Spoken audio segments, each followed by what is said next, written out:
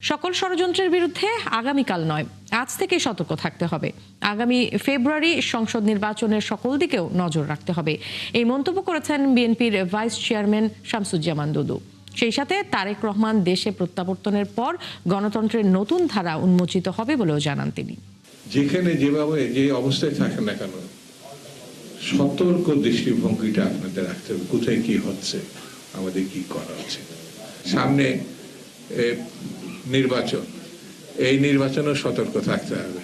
যত সহজ মনে হচ্ছে, আমার নেতা কিন্তু বলেছে এত সহজ না, যে নৌকা নাই ধানের শীষ এমনি এমনি জিতে যাবে, এত সহজ মনে করেন না।